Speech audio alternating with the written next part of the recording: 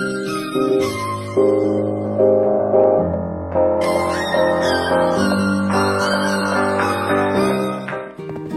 Assure, votre passion est unique, nos solutions d'assurance aussi.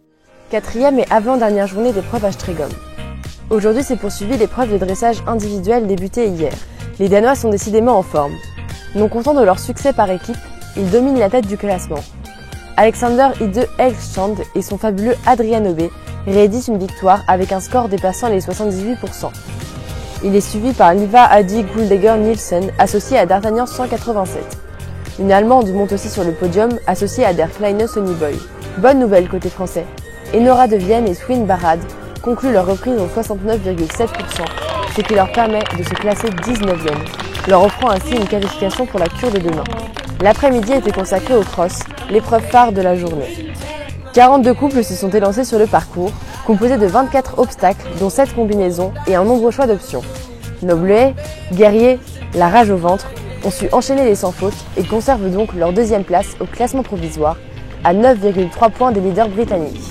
Le cross a aussi permis une remontée de nos cavaliers au classement individuel. Pilier de l'équipe de France, Lisa Gualtieri est désormais deuxième à 1,1 point de la Britannique Daisy Bars.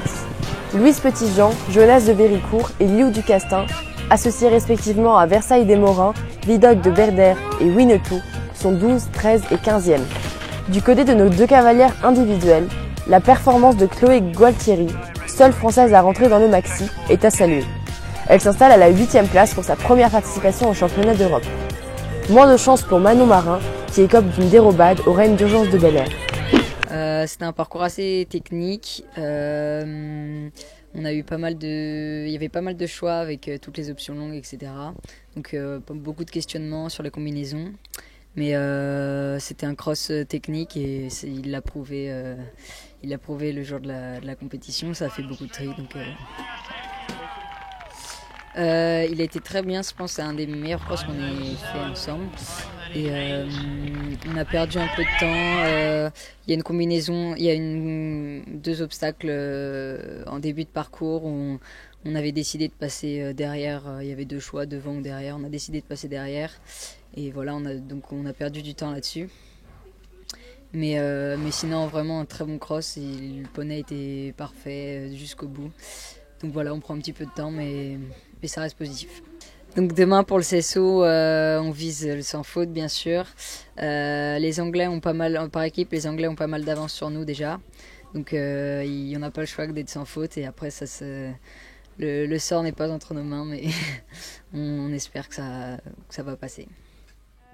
Alors le cross, il était assez technique, mais il y avait beaucoup d'options à prendre. Du coup, on a vu avec Emmanuel pour adapter chaque option à chaque poney. Début de tour, il était très bien. Après, j'ai rencontré quelques difficultés sur le 5A.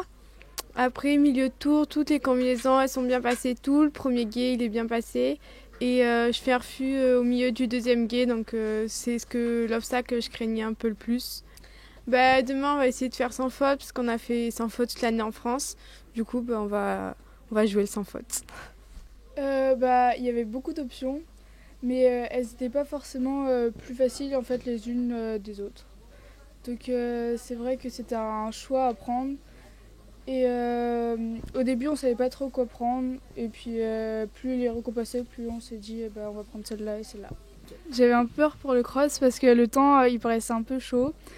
Et il y avait 2-3 combis où j'avais un peu peur de rentrer fort et que du coup, vu qu'il y avait beaucoup de directionnels, que ça passe pas. Mais franchement, il a été super et du coup, on a pu faire ce qu'il fallait. J'aimerais bien faire sans faute du coup, mais après c'est vrai que c'est à moi, ça dépend vraiment de moi parce que si je mets pas les jambes où il faut et que je vais pas avec lui, il peut faire beaucoup d'efforts et du coup à la fin il sera peut-être un peu fatigué. Mais j'espère que ça ira. La reconnaissance, franchement, au premier abord, je trouvais ça simple. Puis après, quand on a reconnu vraiment avec les foulées et tout, là, je me suis dit, ça devient compliqué, quoi. Il y a tous les contrats qui étaient assez compliqués. En fait, Versailles, il a une grosse amplitude. Du coup, pour moi, c'est très dur de rentrer dans les contrats. Et les options, elles étaient presque plus dures que le tracé normal. Donc, franchement, il y avait beaucoup de choix, mais c'était difficile tout. Versailles est très franc, très droit. En fait, dès que je le mets, normalement, devant, ça passe. Après, pour moi, la direction et tout, ça reste assez compliqué. Mais là, il était assez à l'écoute. Et puis, pareil, les foulées dans les contrats, mais ça commence à se régler, quoi. Et ouais, je vise vraiment le sans faute. Mais du coup, à chaque fois, on me dit on attend les Europes, on attend les Europes. Mais là, j'attends vraiment, quoi. Et du coup, j'ai attendu toute l'année, j'espère.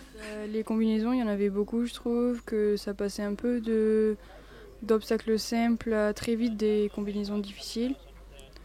Mais qu'il y avait quand même beaucoup de galopades et malgré ça, ça a été quand même compliqué de rentrer dans le temps. Donc voilà, c'était quand même assez difficile. Avec Wintou, j'ai pas rencontré beaucoup de difficultés sur le cross parce que c'est un poney qui est super droit et qui se pose pas vraiment de questions. Je pense que pour le CSO, Wintou il est prêt, il est plutôt bien dans ses jambes, tout ça. Donc on croise les doigts pour faire sans faute et voilà. Je l'ai trouvé dur, super technique par rapport au cross de Bishop l'année dernière qui était très gros et là il était un peu moins gros. Enfin il y avait des obstacles, les réceptions elles étaient quand même bien grosses. Mais beaucoup plus technique, beaucoup plus de contrats de foulée et tout. Et beaucoup de directionnel. Je pense que j'ai réussi à bien le lancer et je pouvais bien reprendre pas trop tôt pour essayer de pas trop perdre de temps parce que j'arrive à bien le reprendre, voilà.